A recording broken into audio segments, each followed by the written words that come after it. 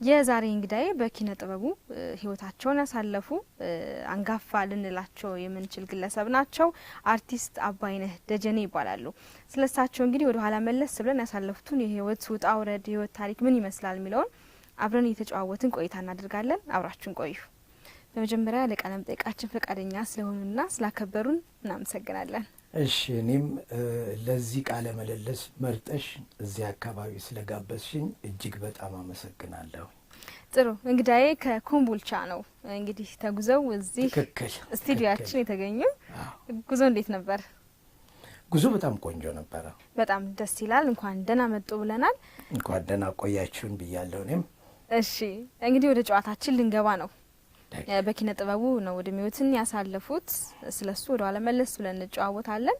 አሁን ወደ መነሻዎት እናቅናና በልጅነቶት እንዴት ወደ ኪነ ጥበብ ተሳቡ? በትምህርት ቤት ደረጃ ከፍተኛውን ቦታ እንዲይዝለት ጥረት ያደርግ ስለነበረ አባቴ ሽመልስ ሀብቴ ትምህርት ቤት ገና በመጀመሪያ ደረጃ ቄስ ትምህርት ቤት ነበር ያስገባኝ።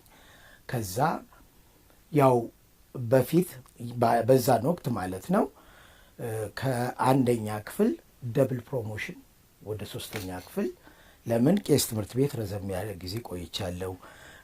እጅ ጽሁፌ እንዲያምር እያለ አባቴ በወረቀት እያቃጠለኝ ብዙ እጅ ጽሁፍ የማስተካከል ነገር ጥረት ስለነበረ በጥሩ ሁኔታ ወደ ሶስተኛ ክፍል እንድገባ ተደረገ። አሁን እንግዲህ እስከ 4 እስከ 5 እስከ 6 እዛ ትምህርት ቤት እየተማርኩ ያለው በመካከል የክብር ዘበኛ ሙዚቃ ክፍል የልጅ ወታደር በሙዚቃ ስራ ሊቀጥር ማስታወቂያ ማውጣቱን ጓደኞቼ ሲነግሩኝ ተነስቼ ሄጄ በአጋጣሚ አንድ ጓደኛ ደኑ ከበደ የሚባል አሁን በህይወት ይኑር አይኑር አላቅም፣ አብረን ነበር የተመዘገብነው። እሱ በሕክምና ሲወርቅ እኔ ያለፍኩኝ። እንግዲህ በ1955 ዓመተ ምህረት የክብር ዘበኛ ሙዚቃ ክፍል ውስጥ ሙዚቃን ጀመርኩኝ። ከዛ በፊት ግን በሰርግ ቤት፣ በጥምቀት ባህር፣ በተለያዩ ቦታዎች መዝናኛ ቦታ ሰርግ፣ ዘፈን እና የተለያዩ ነገሮችን እሰራ ነበረ። እንዴት ነው እንግዲህ አባቶት ወደ ትምህርቱ እንዲያዘነብሉ ነበረ ጫና ሲያደርጉ የነበሩትና እርስዎ ደግሞ ወደ ሙዚቃውን መርጠው ወደ ክቡር ዘበኛ የልጅ ወታደር ገብተዋል። ያው የአባቶት ስሜትና አቀባበል ምን ነበር በሰዓቱ? አባቴማ እኔ የክቡር ዘበኛ ሙዚቃ ክፍል መቀጠሬንም አያውቅም ነበር። መጨረሻ ላይ ወደ ማሰልጠኛ ጣቢያ ደብረ ብርሃን በ1955 ወደ ሰኔ ነው ወደ ግንቦት አካባቢ ልንሄድ ስንዘጋጅ ልብስ ተሰጠን፣ የሚሊቴሪ ልብስ።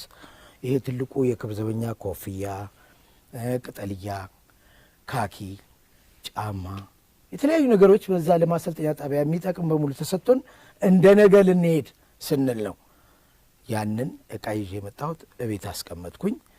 አባቴ ከስራ ሲመጣ ያንን ልብስ ሲያየው የማን ነው ደግሞ ይሄ ልብስ ብሎ ሲል የአባይ ነው ብላ ትለዋለች እንጀራ እናቴ። ምን ሊያደርግ የማንን አምጥቶ ነው ደግሞ ልብስ ሰረቃ ገባ እንደ ይሄ ልጅ? ኧረ አይደለም፣ ኧረ ሙዚቀኛ ሳይቀጠር አይቀርም። ነገር ተበላሻ። እኔ ጦር ሰራዊት ቤት እቃጠላለሁ፣ እሱ እንደገና ሙዚቃ ክፍል ውስጥ ሊገባና እንትን ሊል በጭራሽ አይሆንም አለ። አበደ። ከዛ በኋላ ሰዎች መጡ፣ ሀያ ያሉት። በሚቀጥለው ቀን ወደ ማሰልጠኛ ጣቢያ ሄድኩኝ። እሱም የራስ ጉዳይ ነው ብሎ ተወኝ። ማሰልጠኛ ገብቼ ሰልጥኜ መጥቼ በዛው ወደ ካምፕ ነው የገባሁት እንጂ ወደ ቤትም አልመጣሁ አባቴን ስለምፈራ እና በዛው መሰረት ያው ሙዚቃ ክፍል ውስጥ አብረን ያለ ነው። እሱም ክብር ዘበኛ ውስጥ ነው ያለው፣ እኔም ክብር ዘበኛ ሙዚቃ ክፍል ውስጥ ነበር የነበርኩት። ስለዚህ እኔ ሁልጊዜ እዛ ስራ ላይ የምሰራውን አክቲቪቲ እያየ ነፍሱን ይማረው ዶክተር ጥላሁን ጥሩ ነው በርታ አባይ በጣም ቆንጆ ነው ስለሚል የኔን አባት ደግሞ ያውቀዋል። በቃ ይሄ ልጅ እኮ ትምህርቱን ትቶ ጥላሁን እናንተ ጋር ሊገባ ነው አይደለ?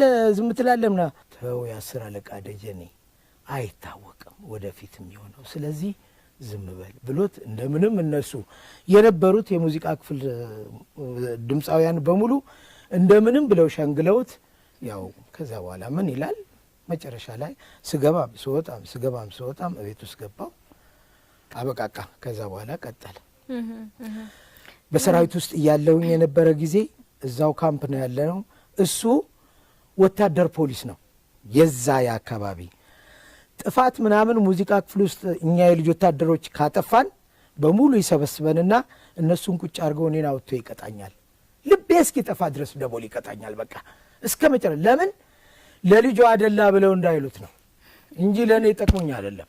በእንደዛ አይነት ሁኔታ ላይ ስለነበረ እንደዛ እያለ በቃ በሙዚቃ ክፍል ውስጥ ለረጅም ጊዜ ቆየው እስከ 1964 ዓመተ ምህረት በውዝዋዜ በቫይለን እና እንዲሁም ጃዝ በመስራት በድምፃዊነት እያገለገልኩኝ በወቅቱ የነበሩት እነ ካሳ ተሰማ ለሰርግ ለምናምን በሚሄዱበት ጊዜ እነ ከተማ መኮንን እንደዚሁ እየተጠሩ ሲሄዱ አብረው ይዘውኝ ይሄዳሉ። ከነሱ ጋር እነ በዛ ወርቅ አንድ ላይ ለሰርግ ለምናምን ሲሄዱ እነኚህ ባለስልጣኖች ምናምኖች በሚጠሩባቸው ሰዓት እኔን ይዘውኝ ይሄዳሉ። እሰራለሁ፣ ምን እላለሁ፣ መለሳለሁ። በቃ ከዛ እስከ 1964 ክብር ሙዚቃ ክፍል ውስጥ ስሰራ ቆየው። መጨረሻ ላይ በራሴ ጊዜ አመመኝ፣ አበድኩኝ ብዬ ወጣሁ። ከዛ ለምን ያንን ያስወጣኝ የቻለው ክብር ዘበኛ ውስጥ ስንገባ 7 ዓመት ካምፕ ውስጥ የመኖር ግዴታ አለብን። 7 ዓመት ጨርሰንም እንዳንወጣ ቫይለንስ ስለነበረ ምድቤና ምንጊዜም በወቅቱ ከውጭ የሚመጡ መንግስታት ቤተ መንግስት ውስጥ ዝግጅት ስለሚደረግ ቫይለንስ ስለሆነ ምንጊዜም ለስላሳ ሙዚቃ እዛ ስለምንሰራ እኔ ከካምፕ ውጭ ከወጣው አልመለስም፣ ቀሪ ነው የምሆነው በቃ እና ሁል ጊዜ ስለሚቀር ስለማናገኘው እንዳይወጣ ከካምፕ ተባለ። ከካምፕ ካልወጣው ማን ያሞኛል ብዬ በጠበጥኳቸው። በዛ መሰረት የልጅ ወታደር ስንት ዓመት የሆነው ነበር በሰዓቱ? በ13 ዓመቴ ነበር። 13 ዓመት በ1955 13 ዓመቴ። በጣም ሲገቡ በጣም ልጅ ነበሩና ከሙዚቃ እንግዲህ የገቡበት ቤት የወታደር ቤት ነው። ከሙዚቃ በተጨማሪ ሌሎች የወታደራዊ ስልጠናዎች ነበሩ በሰዓቱ? በትክክል ቅድሚያ እንዳውም ለሙዚቀኛ ከተቀጠርን በኋላ 17 ልጆች ደብረ ብርሃን ማሰልጠኛ ወታደራዊ ትምህርት እንድንሰለጥን ተልከን ሄደን ሰልጥነን እዛ በሚገባ የተወሰነልን ጊዜ ጨርሰን ተመልሰን ስንመጣ ነው ወደ ሙዚቃ ሙያው የተከፋፈል ነው። ግማሽ ወደ ትራምፔት፣ ግማሽ ወደ ቴነር፣ ግማሽ ወደ ክላርኔት ምን ሲሄድ እኔ ወደ ቫይለን ነበረ ምድቤ። እንደዛ 6 ልጆች ቫይለን ተመድበን እንሰራ ነበረ። ሲምፎኒ ኦርኬስትራ የሚያሰለጥንላቸው ኮስቲ የሚባል ጣሊያን አለ። ማክሰኞና ሐሙስ እየመጣ ያሰለጥንናል በደንብ በኖት በሙዚቃ ኖት እና እንደዛ ነበረ ሰራ ነበር። እንግዲህ ቫዮሊን ማለት አሁን እስካሁን ድረስ እንኳን በሀገራችን ጎልቶ የወጣ ሙዚቃ መሳሪያ አይደለም። እንዴት ነው እርስዎ ደግሞ በዛን ሰዓት ሙዚቃው በእርግጥ በዛን ሰዓት የተሟሟቀበት ወቅት ነበረ፣ ግን ቢሆንም እንዴት ያን ሙዚቃ መሳሪያ መረጡት? እኔ አልመረጥኩም። ከነበረን አክቲቪቲ እከሌ ለዚህ እከሌ ለዚህ እከሌ ለዚህ ብለው በሶልፌጅ እንደዚህ ታ ታ ታ ታ በሚለው በሙዚቃ ሶልፌጅ አክቲቪቲያችን ነው እየለዩ የመደቡት እንጂ እኔ ያን ጊዜ ሙዚቃ መሳሪያ መምረጥ ምን ማለት ምንም አይነት እንትን የለኝም። መግባት ነው በቃ ሙዚቀኛ ስለሆንኩኝ ብቻ ከነጥላሁን ጋር ስለሆንኩ ያለው የክብር ዘበኛ ሙዚቃ ክፍል ውስጥ ያለው ሁኔታ በሙሉ በጣም ይስበኝ ስለነበረ ያን መሄድ ነው እንጂ እኔ ይሄ መሳሪያ እንደዚህ ነው ይሄ መሳሪያ ያን ጊዜም ቢሆን ማለትም በፖሊስ ኦርኬስትራ ራሱን የቻለ ሲምፎኒ ስራ ይሰሩ ነበረ። እኛ ጋም ደግሞ ነፍሷን ይማረው ብዙነሽ በቀለ፣ ጥላሁንም እንደዚሁ የእሱ ዜማዎች የተፈራ ካሳ ዜማ ለስለስ ያሉ ዜማዎች በሚኖሩበት ሰዓት እነሱ በቫይለን ነው የሚሰሩት። እነሱ የሚሰሩት የት ነው? ቤተ መንግስት ከውጪ መንግስታት ሲመጡ ቤተ መንግስት ግብዣ ሲዘጋጅ እዛ እንሄደው እንጂ ሌላ የሆነ መድረክ ላይ ምናምን ላይ አይወጣም። ለስላሳ ሙዚቃ ስለነበረ ነው የምንሰራው። አቡበከር አሸክ የሚባል ያን ጊዜ ቫይለን የሚሰራ ነበረ። ከሱ ስርስር እየተከታተል የሙዚቃ እንትኖችን ዜማዎችን በጆሮ ግን ያን ጊዜ ያንን ስንሰራ ጣሊያኑ ግን በኖት እንድንሰራ ስለሚፈልግ አይወድም። እንደዚሁ በፍልዬ እንዲሁ በጆሮ ብቻ የምንሰራውን ነገር አይፈልግም። በኖት ስሩ ይላል። እሱ ወደዛ ሲሄድልን እኛ አቡበከር ጋር እንሄድና እሱ ማንዶሊን ይይዛል፣ እኛ ቫይለን እንሰራለን። ሱዳን የተለያዩ የሶማሊኛ ዜማዎች የተለያዩ ነገሮችን እንሰራለን እና እንደዛ ነበረ ያን ጊዜ የነበረው። ከሙዚቃ መሳሪያ ተጫዋችነት በተጨማሪ ምን ነበረ ሲሰሩ የነበረ? ጃዝ ይሰሩ ነበር። ጃዛው ስራ ድምጽም ይሞክሩ ነበር በሰዓቱ አይደል? ዘፍንም በደንብ ዘፍንስ ይሞክሩ ያሳነስኩት አይደል? አይደለ ችግር የለውም አይደለ በኋላ ልታፋጥጪ ስለሆነ ችግር የለውም ችግር የለውም። የነማን ስራዎች ነበሩ? የእርስዎ ስራዎች ነው የሚጫወቱ ወይስ የማን ስራዎችን ነበረ?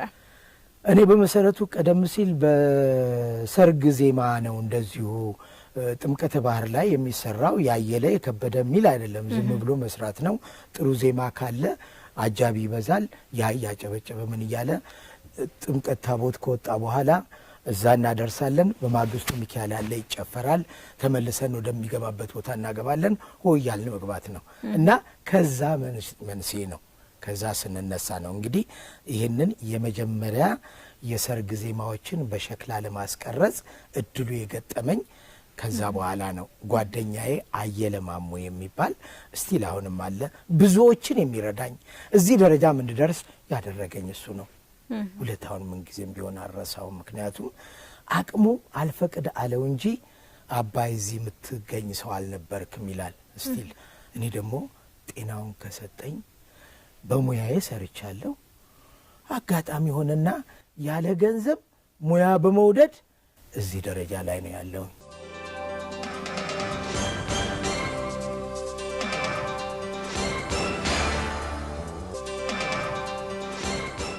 ጥሩ እንግዲህ ክቡር ዘበኛ በነበሩበት ሰዓት በጣም በሀገራችን እውቅና ያላቸው አንጋፋ ምንላቸው ድምጻውያን ይሰሩበት የነበረበት ቤት ነው። ትክክል። እርስዎም እንግዲህ እዛ መካከል አንዱ ነዎትና የነበራችሁ ሁኔታ ምን ይመስላል? እስኪ ትዝታውን ያስቃኝ። ያን ጊዜ የሙዚቃ ክፍሉ እንደ እንቁ ነው የተያየ ነበረው። ሲከባበርስ የባንድ ሙዚቃ የሚሰራው ሙያተኛ ኦርኬስትራው በክብር ያከብረዋል። አንድ ሰው የአንዱን ሰው ዘፈን ለመዝፈን ኢቨን ፍላጎት ኖሮት እንኳን ሊዘፍነው ከፈለገ ድምፃዊውን ተነስቶ እጅ ነስቶ ዜማህን ልጫወት ፈልጋለሁ ብሎ በአዳራሽ እንዲህ በተሰበሰብንበት ቁጭ ብሎ ነው እንጂ እንዲህ እንደ ዘረፋ ተነስቶ አንዱ የአንዱን ዘፈን አይዘፍንም።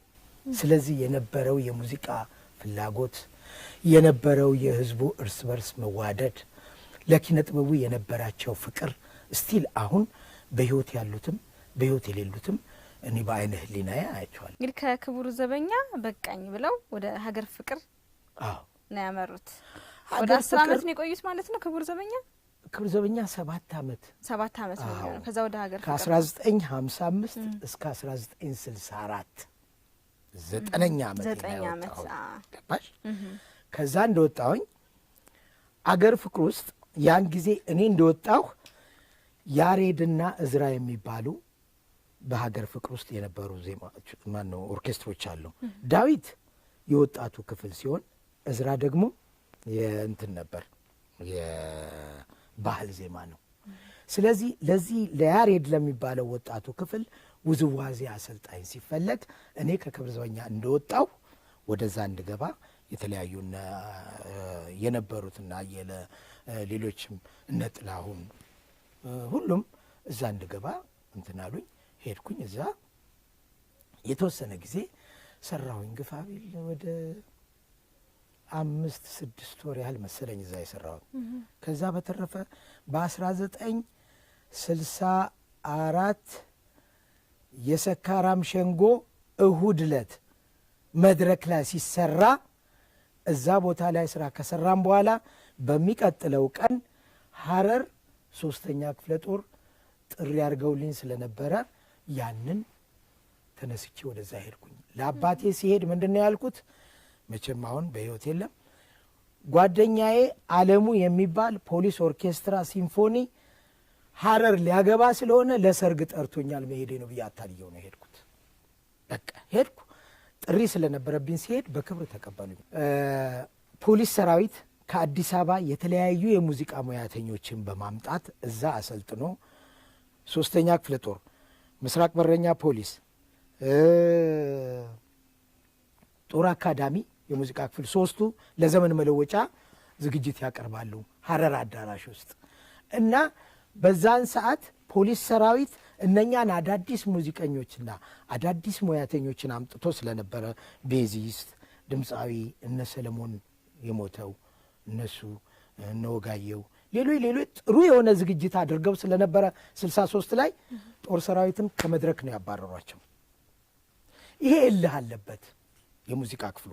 ስለዚህ አዲስ አበባ መጥቶ ከምድር ጦር የተወሰኑ ሙዚቃ ሰራተኞችን መርጦ አንድ ቤዚስት፣ አንድ ጃሰሪ፣ አንድ ድምፃዊ፣ አንድ ደራሲ 4ቱን ይዞ ሀረር ሄዷል። ውዝዋዜ አሰልጣኝ ስላልነበረው እኔን አገር ፍቅር በአስቸኳይ እዛ ይዘኸው እንድትመጣ ተብሎ የተላከ ልጅ መጥቶ ጥላሁንን ሲጠይቀው ጥላሁን ምንም ነገር እዚህ የምትቆይበት ነገር የለም፣ ምንም የምታደርገው ነገር የለም፣ መሄድ አለብህ ብሎ አለኝ። እስኪ ሄድኩኝ። እንደደረስኩ ይጠብቁኝ ስለነበረ ለዘመን መለወጫ ለ64 ማለት ነው 65 መግቢያ ለዛ ከፍተኛ የሆነ ዝግጅት አድርጎ ፖሊስ ሰራዊት ሙዚቃውን ሳያሳይ ነው የሄደው። የጦር ሰራዊት ያን ጊዜ ማሰልጠኛ አማሬሳ ውስጥ ሰልጣኙን በሙሉ ትኬት በክሬዲት ሰጥቶ እንደ ጉድ አምጥቶ አዳራሹን አጥለቀለቀው።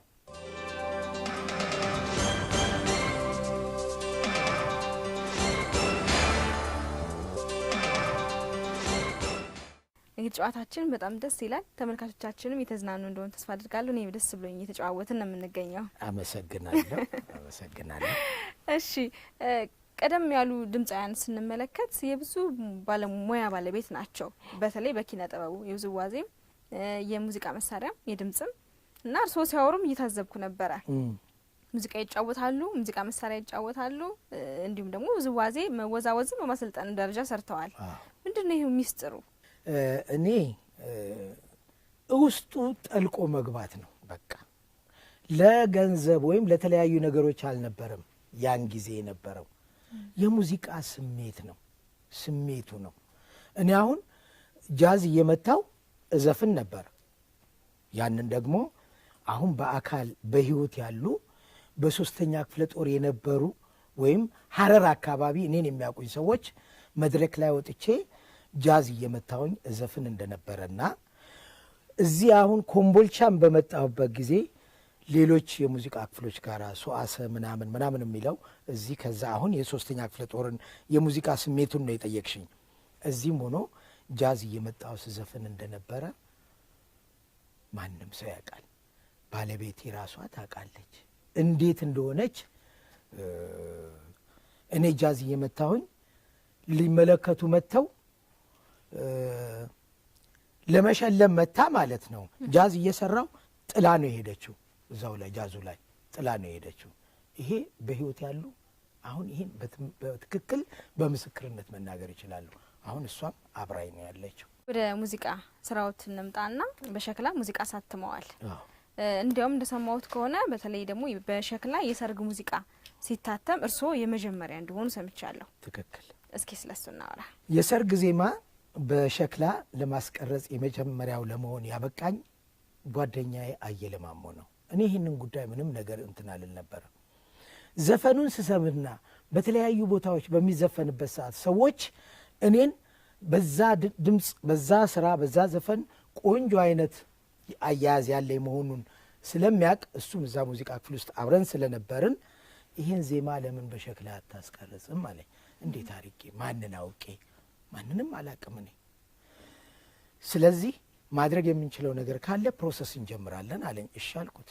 አቶ አማሃ የሚባል ያን ጊዜ ሰንሻይን ሙዚቃ ቤት ኃላፊ ነበረ አዲስ አበባ። እዛ ሙዚቃ ቤት ውስጥ አየለ ሄዶ አናግረው ሌሎች ዜማዎችን ሲቀርጹ እነሱ የሙዚቃ ክፍሎች የተለያዩ ቦታዎችን ሲቀርጹ በባህል ሙዚቃ ብቻ ባህላዊ የሆነ ዜማ የሰርግ ዘፈን በባህል መሳሪያዎች ብቻ መቅረጽ ትፈልጋለሁ ብሎ ሄዶ አነጋግሮት አዎ ብሎት መጥቶ እኔን ነግሮኝ የሰራ ነው። ኦርኬስትራ ምናምን ተሰባስቦ መሰለሽ እንዴ? በጭራሽ። ታጠቅ ገብረ ወልድ፣ ጌታ መሳይ አበበ አሁን በቅርብ ህይወቱ ያለፈው እነኛ ሁለቱም አልፈዋል መሰል። ዮሐንስ አፈወርቅ ዋሽንት አሁን በቅርብ ነው ያለፈው። ከበሮ የሚመታው ጓደኛዬ ሚካኤል ሀብተየስ የሚባል እሱም በህይወት የለም። እነኚህ አራቱ ሆነው ዜማውን የሚቀበሉት የዚህ የሚካኤል ሀብተየስ ሚስት ሙዚቃ ክፍል ውስጥ እዛ ጃንሜዳ አካባቢ ካሉት መጠጥ ቤት ውስጥ አንድ የምትሰራ ያንን ዘፈን እየመጣች ታዳምጥ የነበረች እሷ። ሁለቱ ሴቶች እዚህ ሙዚቃ እንትን ውስጥ ሸክላ ውስጥ ማዳመጥ ትችላለሽ። ጃዝ ሆኖ የተጠቀመው የማይሌክስ ቆርቆሮ የዱቄት ወተት እሱን ገልብጦ ነው እንዲህ እየመታ እና ሁሉም ተቀባይ ነው። እኔ ዘፋኝ ነኝ፣ ማሲንቆውን ይሰራሉ። ከማሲንቆ በኋላ ድምፃዊ ናቸው እነሱ ይቀበላሉ።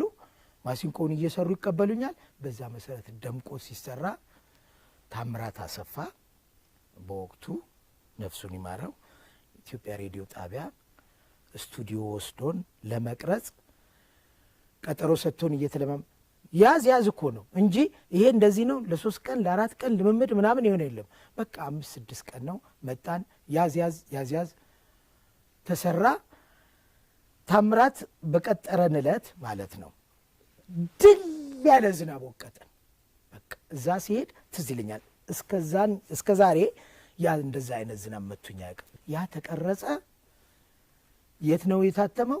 ሆላንድ አገር ሄዶ ነው የታተመው። እዚህ ሸክላ ማሳተሚያ የለም ነበረ፣ ሆላንድ ነው።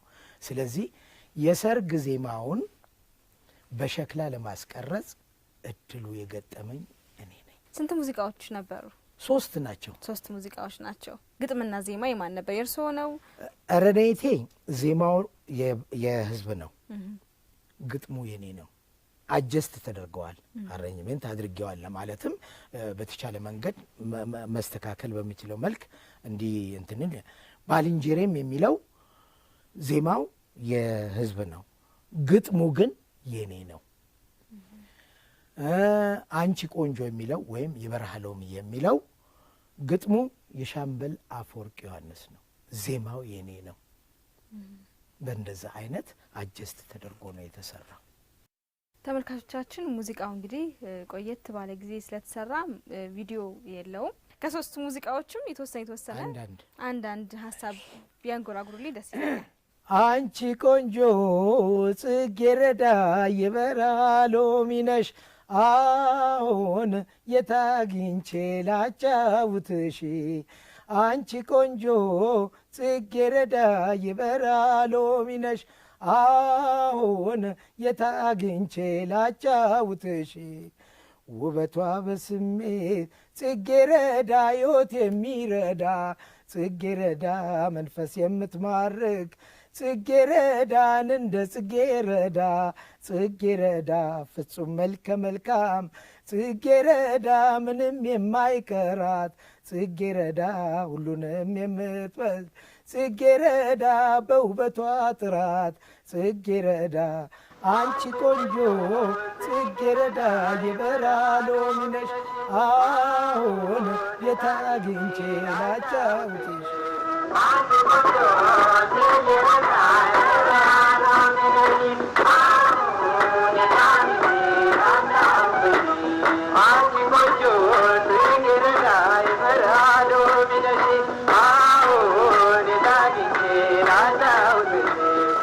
ባልንጀሬ ስሪ ጉልቻ እንግዲህ ቀረ የእናት እንጎቻ። ባልንጀሬ አይበልሽ ከፋ ሁሉም ያገባል በየወረፋ። ባልንጀሬ ናዳካል አንድ አምሳል ባልንጀሬ ሆነው ተባበሩ። ባልንጀሬን እስከ ዛሬ ድረስ ባልንጀሬ ብቸኞች ነበሩ።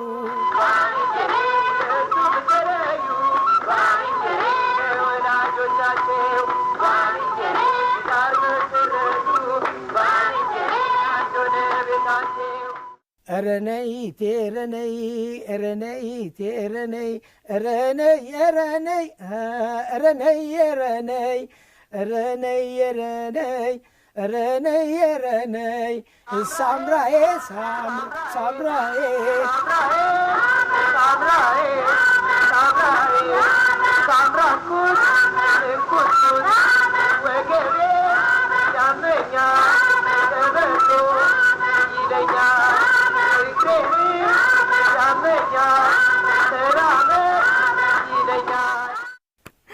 ናቸው። በጣም ነው ደስ የሚለው። ካሜራ ባለሙያዎቻችንም በጣም ተደስተው እያየናቸው ነው፣ እያጨበጨቡ ነው። በጣም ደስ ይላል። ከሰማነው የቆየ ድምጽ ኦዲዮ ላይ ራሱ የተለየ ነገር የለም። ድምጽዎት እንዳለ ነው። በጣም ነው ደስ የሚለው። አመሰግናለሁ። ሌላም አለ፣ ሌላም ዜማ አለ ለብቻው። እንግዲህ ቸኮል ካትበይኝ እደርሳለሁ። ወደ አንቺ ነኝ። በጣም ደስ ይላል። አሁን የሰማናቸው ሙዚቃዎች የሰርግ ናቸው። ልጅ እያሉም የሰርግ ሙዚቃዎች እንደሚጫወቱ ነገሩኝ። እንደገና ደግሞ እንዲህ ወታደር ቤት እያሉም የሰርግ ሙዚቃዎች ላይ ያዘነብላሉ። ምንድን ነው ሰርግ ላይ የተለየ ፍቅር እንዳለዎት እየተመለከትኩ ነው። ምንድን ነው ምክንያቱ? ትዳር እጅግ በጣም ክቡር ነገር ነው። ትዳር ዘር ማፍሪያ ነው። ትዳር ሕይወት ማቆያ ነው። ትዳር የሁለት ጾታዎች የተለያየ ጾታዎች ተገናኝተው ዘር አፍርተው ለሀገር ውጤት ሊያበቁ የሚችሉ ዜጎችን የሚያፈሩበት ነው። ስለሆነም በትዳር ላይ እኔ እስካሁን ያለሁት በትዳር ስለሆነ ብቻዬን ኖሬ ስለማላቅ ስለ ትዳር ምን ጊዜም እንትን ይለኛል። ስለሆነም በማንኛውም ሰዓት ሰርግ ላይ ሲሄድ ያ ነው ትዝ የሚለኝ የኔ የትዳር ሂደት ነው። ስለዚህ በትዳር ህይወቴ ላይ ለባለቤቶቼ ራሱን የቻለ የማዜምላቸው ግጥሞች እነሱን ተንተርሶ ያለ ዜማ በደንብ አድርጌ ያወጣኋቸዋለሁ። ስለ ትዳር እጅግ በጣም ስለምወድ ማለት ነው። ስለሆነም ነው የሰርግ ዜማዎች ላይ ባህላዊ ስለሆነ በቃ ባህላዊ ዜማዎች ከሆኑ በጣም ይነኩኛል። አሁን ወደ አንድ ቁልፍ የሆነ ጥያቄ ላልፍ ነው። ቁጥሮች ናቸው። ምን ይሆናቸው? 49 ቁጥር በጣም የሚወዱት ቁጥር ነው። አንድ ቁጥር ደግሞ በጣም የሚጠሉት ቁጥር ነው።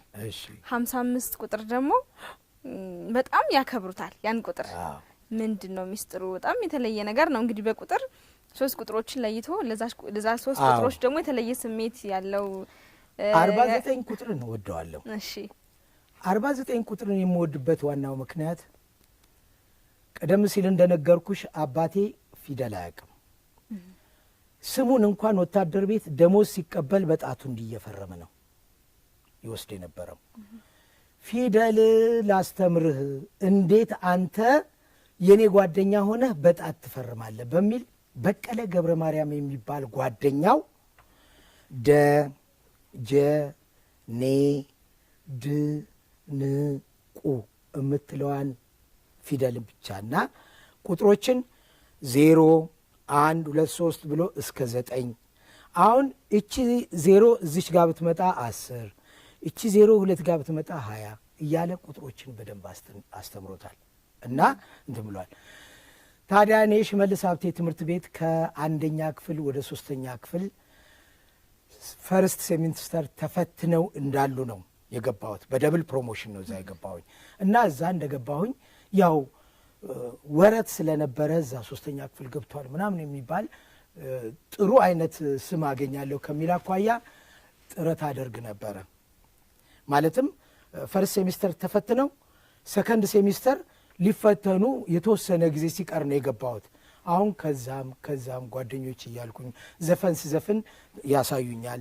ያንንም እንዲህ ሲያስረዱኝ ምን ሲሉኝ ያው ሰከንድ ሴሚስተር ፈተናው ላይ ቁጭ አልኩ። ስቀመጥ ክፍል ውስጥ 52 ተማሪዎች ነን ያለ ነው። በፈተና ውጤት 49ኛ ወጣሁ። ተግባባናው። 3 ልጆች ነው 2 ልጆች ብቻ ገልብጬ ከዛ ያንን 49ኛ የወጣሁበትን ሰርቲፊኬትና የትምህርት ቤት ደብተሬን ይዤ ከትምህርት ቤት ወደ ቤት መጣሁኝ። ያለ ነው የነበረው በዛ ጦር ሰራዊት ካምፕ 4ኛ ክፍለ ጦር ውስጥ ነው። የሌሎች ተማሪዎች ቤተሰቦች ልጆቻቸውን ደብተር ፈተና ይዘው የመጡትን እየተቀበሉ ምን እያሉ በጣም ቆንጆ ነው እያሉ ያደንቋቸዋል። ምን ይላሉ? የኔ አባት የጦር ሰራዊት ግምጃ ቤት ስለሆነ መሳሪያ ምናምን ግምጃ ቤት ስለሆነ ቀን እዛ ይውላል። 10 ሰዓት ይወጣና ውጪ እንደፈለገው ትንሽ ይቀማምሳል። ቆይቶ ማታ ነው የሚመጣው። አሁን የዛን ለታ ፈተና ተፈትነው ውጤት አምጥተዋል። ትምህርት ቤት ያው ልጆች በሙሉ ደስታቸው እንደ ጉድ ነው ተብሎ ሲነገር እዛ ጠጅ ቤት ውስጥ ቁጭ ብሎ ውልቅ ይልና ይመጣል። ሲመጣ አየኝ። ጎረምሳው አለኝ። አቤት አንተ አልተፈተንክም? እኔ ኧረ ተፈትኛለሁ። እስቲ አምጣው አለኝ። ይኸው አየው፣ ነግሬሻለሁ፣ ቁጥሮችን በደንብ እንትን ብሏል። አሳየሁትና አይታየኝም። ይሄው እኮ አባ ይሄ 4 ቁጥር ነው፣ ይሄ 9 ቁጥር ነው፣ 49ኛ ነው የወጣሁት። 49ኛ? አዎ።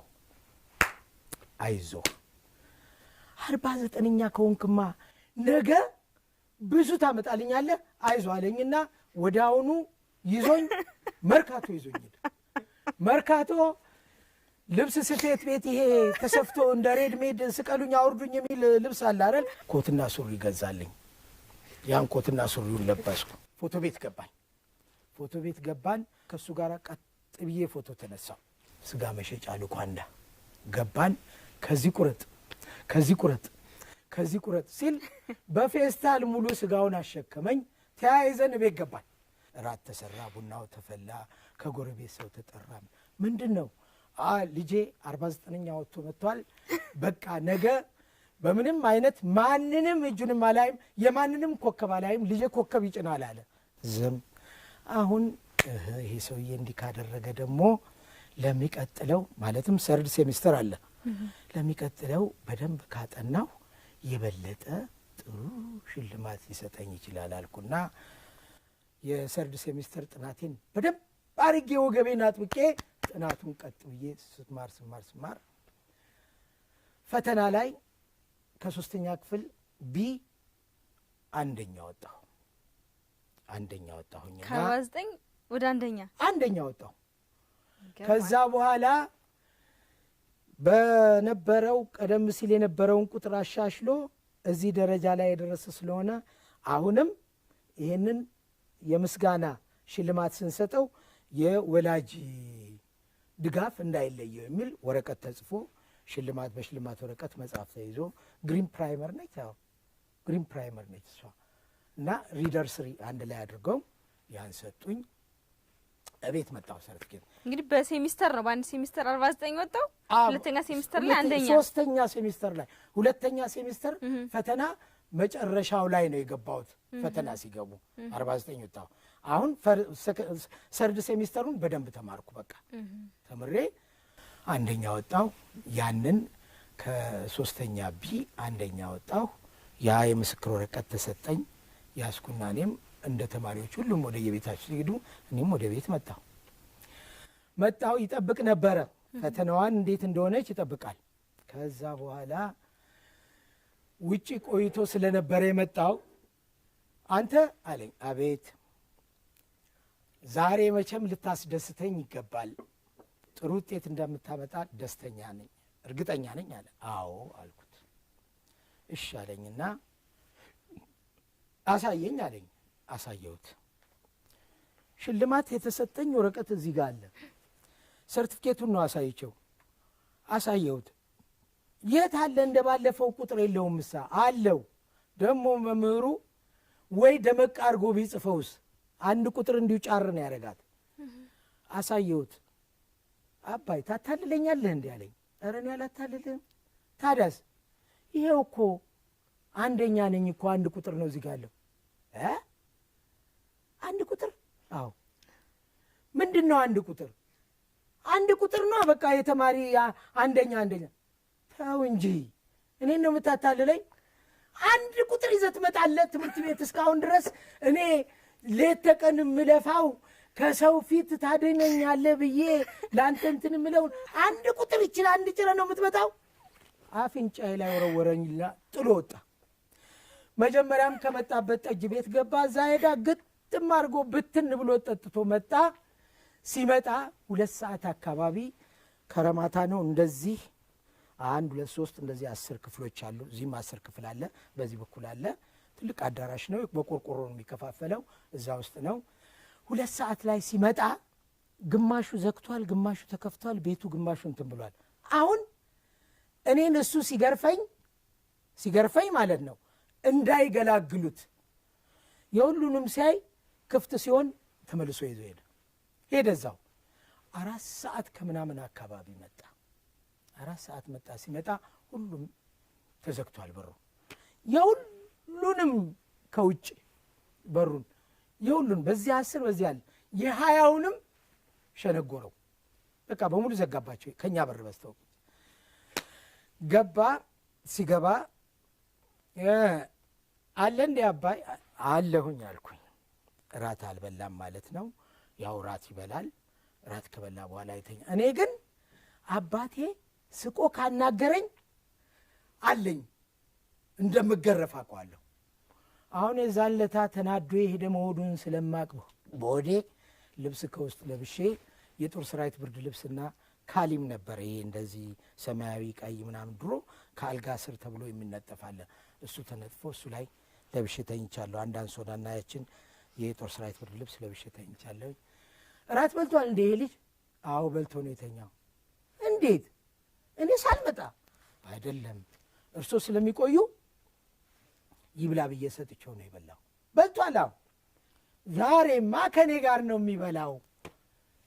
መብላት አለበት ከኔ ጋር። ራት አቅርቢ አለ። ራት አቀረበች። ተነስ አለኝ። በልቻለሁ እኮ አባቴ ያልኩት። ተነስ አብረን ነው የምንበላው አለኝ። ኧረ እኔ በልቻለሁኝ። እንዴት ድጋሚ ታስገድደኛለህ እንድበላ አልኩት። ተነስ ነው የምልህ ተነስ አለኝ። ተዘጋጅቷላ። ከዛ በኋላ ያችን የተኛዋትን እንደዚህ አድርጌ እንዲህ በጭላንጭል ነበረ ማየው። አንሶላና ብርድ ልብሷን ከላይ ላይ እንዲግፈፍ አደረገና ውረድ መሌት አለኝ። መሬት ውረድ። ምን አረኩ ስለው ውረድ። ሸራ ቀበቶን ከዚህ ላጥ አድርጎ እንደ ጉድ በቃ እንደ ጉድ እንደ ጠላት ገንዘብ ገረፈኝ። ወረድኩ። አጠና አልጋ ነው ያን ጊዜ ቤታችን ውስጥ። እዛ ውስጥ ልገባ ብል ይህንና ይህንን ያዘብኝ። ጀርባዬን እንደ ጉድ ይደበድበዋል። ኧረ እሪ ተው እንጂ እንዴት ይደበድቡታል ምናምን ብላ ብትል እንጀራ እናቴ ዝም በይ ብሎ እሷን አንዴ ሲለጥጣት እሪ ስትል ጎረቤት በሙሉ ተነሳ። ቤት ይውጡ። ሁሉም በር ለመክፈት ጌታቸው አባተ የሚባል ሾፌር አለ። እሱ በአጋጣሚ ማታ ከውጭ ከግዳጅ መኪናውን አስገብቶ መጥቶ ገና አልተኛም። ልክ ሲያይ የእኛ ቤት እንደዚህ ነው፣ በዚህ በኩል ነው እንጨት መረባረቢያ ያለው።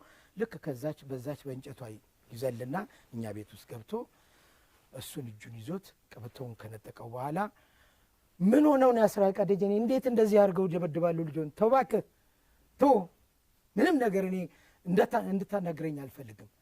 ለምን እንዴ?